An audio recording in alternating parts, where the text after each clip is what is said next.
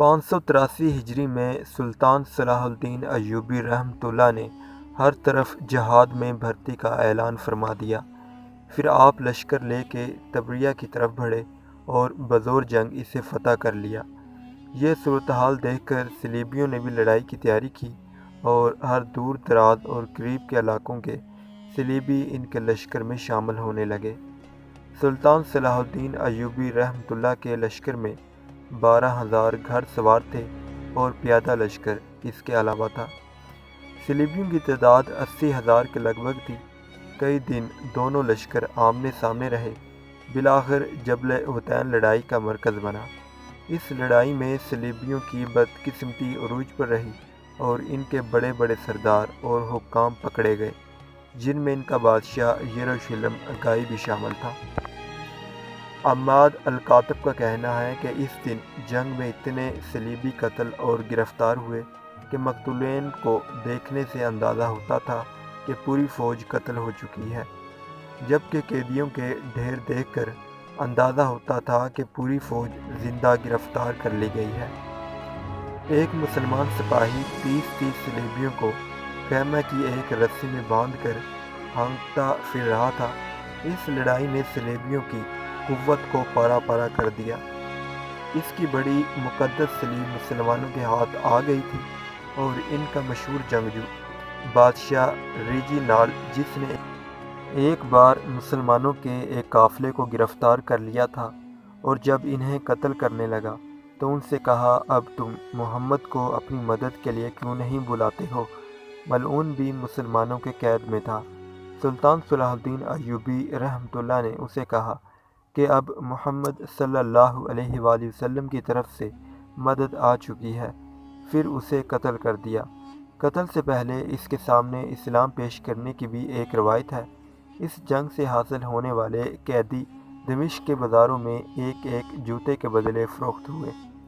جب قاضی ابن ابی اسرو دمشق میں داخل ہوئے تو عیسائیوں کی بڑی صلیب ان کے سامنے سرنگوں پڑی ہوئی تھی۔ سلطان صلاح الدین ایوبی رحمۃ اللہ نے اپنے یلغار کو جاری رکھا اور آپ کے بھائی کے لشکر نے ناصریہ، کسریہ، عسکا، صفوریہ، شکیف، فلا، تبنین، سیدہ، بیروت، سور، اسکلان کے علاقے فتح کیے اور رملہ وغیرہ مضافاتی علاقے فتح کرنے کے بعد سلطان نے اپنی اصل منزل مقصودیت بیت المقدس کا رخ کیا۔ فلسطین کے وہ تمام علاقے جن پر سلطان نے قبضہ کر لیا تھا، وہاں کے صلیبی اور اسکلان کے شکست خوردہ لشکروں نے بھی بیت المقدس میں پناہ لے لی تھی اور 60,000 صلیبی جنگجو بیت المقدس پر اپنے قبضے کو برقرار رکھنے کے لیے جمع تھے۔ مسلمانوں نے پورے عزم اور ولولے کے ساتھ صلیبیوں پر حملہ کر دیا اور بالآخر صلیبیوں نے امان مانگی۔ سلطان نے ان کی درخواست قبول کر لی اور یہ قرار پایا کہ بیت المقدس کے تمام مسیحی فی مرد 10 دینار، فی عورت 5 دینار اور فی بچہ 2 دینار فدیہ ادا کریں۔ 40 دن تک جو فدیہ نہیں دے وہ غلام شمار کیا جائے گا۔ اس قرارداد کے بعد جمعہ 27 رجب 583 ہجری مطابق ستمبر 1187 عیسوی صلیبیوں نے بیت المقدس مسلمانوں کے حوالے کر دیا اور 91 سال سے جاری ظلم و بربریت کا وہ دور ختم ہو گیا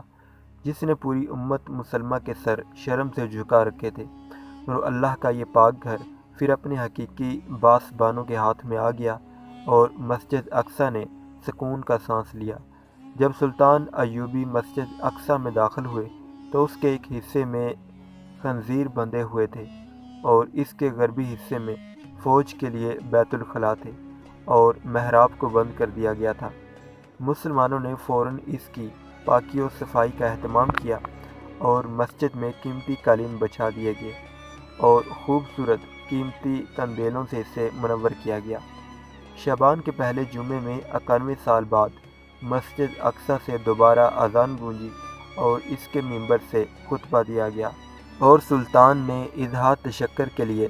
گنبد صغرا میں نماز ادا فرمائی، کیونکہ حضرت عمر رضی اللہ تعالیٰ عنہ کے بعد اللہ تعالیٰ نے انہیں بیت المقدس کی فتح کا اعزاز بخشا تھا۔ صلیبیوں نے گنبد صغرا میں جو تبدیلیاں کر دی تھی وہ ختم کر دی گئی اور سلطان تقی الدین نے خود مسجد اقصی میں حاضری دی اور گلاب کے پانی سے اسے غسل دیا اور اپنے ہاتھوں سے جھاڑو دینے کی سعادت حاصل کی اور ہر طرف خوشبوئیں بکھیر دی۔ آج جب کہ 50 سال ہونے کو ہیں اور مسجد اقصی یہودیوں کے ناجائز قبضے میں ہے، ہم ان واقعات کو مسجد اقصی کی فتح کے واقعہ پر ختم کر رہے ہیں تاکہ اس باب کو پڑھنے والا ہر شخص غزوہ بدر سے لے کر مسجد اقصی کی دوبارہ فتح تک کی تاریخ کو بار بار پڑھے اور اپنے دل میں اس نیت اور عزم کو پختہ کرے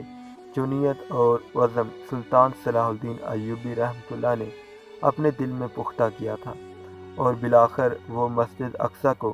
خنزیروں سے پاک کرنے میں کامیاب ہو گئے تھے۔ بات صرف عزم کی ہے، بات صرف سچی نیت کی ہے، پھر یہ عزم اور نیت انسان کو گھر نہیں بیٹھنے دیتی اور منزل پر پہنچے بغیر چین نہیں کرنے دیتے۔ سلطان صلاح الدین ایوبی رحمۃ اللہ بھی ہماری طرح ایک انسان تھے، لیکن ان کے دل میں یہ بے چینی تھی کہ مسجد اقصی کافروں کے قبضے میں کیوں ہے۔ ان کے دل میں یہ خلش تھی کہ اگر ہم اپنے مقدس مقامات کی حفاظت بھی نہیں کر سکتے تو پھر زندہ رہنے کا کیا فائدہ ہے۔ اس زمانے میں بھی مسلمان انتشار کا شکار تھے، اس زمانے میں بھی مسلمانوں کی بڑی تعداد جہاد سے غافل ہو کر عیش پرستی میں پڑ چکی تھی۔ اس زمانے میں بھی سفید چہرے والا کالا یورپ اسلام کو مٹانے کے لیے اور اس کے سینے میں صلیب گھونپنے کے لیے متحد ہو چکا تھا، مگر سلطان صلاح الدین ایوبی رحمۃ اللہ نے اپنے اوپر آرام کو حرام کر لیا اور گھوڑے کی پشت کو اپنا تخت اور رات کے وقت مسلح کو اپنا بستر بنایا۔ انہوں نے ایک طرف پکار کر مسلمانوں کو جہاد کی دعوت دی اور بڑے بڑے علماء کرام سے جہاد پر کتابیں لکھوا کر پوری اسلامی دنیا میں پھیلائی، اور ممبر و محراب کے جمود کو برق صفت شعلہ اعظم خطبہ کے ولولہ انگیز خطبات سے توڑ ڈالا، اور دوسری طرف سلطان صلاح الدین ایوبی رحمۃ اللہ نے اللہ تعالیٰ کے سامنے ہر درجے کی آہوزاری کی اور راتوں کی تاریکیوں میں اس نے بیت المقدس واپس لینے کی توفیق مانگی۔ چنانچہ مسلمان بھی متحد ہو گئے اور آسمان سے مدد کے دروازے بھی کھل گئے، اور لاکھوں نفوس پر مشتمل صلیبیوں کی آہنی لشکر جو خود کو ناقابل تسخیر سمجھتے تھے، سلطان صلاح الدین ایوبی رحمۃ اللہ کے سامنے مکڑی کے جالے ثابت ہوئے۔ آج پھر وہی ماحول ہے، آج پھر کفر نے خود کو ناقابل تسخیر سمجھ رکھا ہے، آج پھر مسلمانوں میں انتشار اور جمود کی کیفیت ہے، مگر اس خاک کے اندر بہت سارے شرارے چھپے ہوئے ہیں، اور امت مسلمہ آج بھی سب کچھ کرنے کی طاقت رکھتی ہے، مگر ضرورت ہے سلطان صلاح الدین ایوبی رحمۃ اللہ جیسے ایک قائد کی جو خود عمل کا پیکر ہو، جو خود بے چینی اور خلش میں مبتلا ہو، جس کے عزم میں آہن کی سختی اور جس کی نیت میں حوض کوثر کی پاکیزگی ہو، جو دست سے بولتا ہو اور اپنا درد بانٹنے کی طاقت رکھتا ہو، جس کا دل امت کی حالت دیکھ کر زخمی ہو مگر وہ ان زخموں کو کافروں کی طرف منتقل کرنے کا عزم رکھتا ہو، جو اپنی ذات کے چکر اور ہر طرح کے رعب سے آزاد ہو، جو صرف موت کے آئینے میں رخ یار کو تلاش کرتا ہو اور فکر سے محبت کرتا ہو۔ آج افغانستان کی طرف سے ایک خوبصورت جھلک تو نظر آئی، کیا معلوم یہی وہ بدر منیر ہو جو امت مسلمہ کی تاریک رات کو روشن کر سکے، لیکن اچھا قائد اچھے لوگوں کو ہی ملتا ہے، اور ماہر کسان اچھی زمین ہی سے فصل نکال سکتا ہے۔ آج ہر مسلمان کو جہاد کے لیے تیار ہونا ہوگا، آج ہر مسلمان کو اپنی ذات کے خول سے نکلنا ہوگا، آج ہر مسلمان کو اپنے اندر آہنی عزم اور سچی نیت پیدا کرنی ہوگی، آج ہر مسلمان کو اسلامی ممالک کی ایک ایک چپا زمین آزاد کرانے کا عزم کرنا ہوگا، آج ہر مسلمان کو خون کے ایک ایک قطرے کا بدلہ لینے کی نیت کرنی ہوگی، آج مسلمانوں کو اسلام کی عظمت کی خاطر خاک اور خون میں تڑپنے کا شوق اپنے اندر پیدا کرنا ہوگا،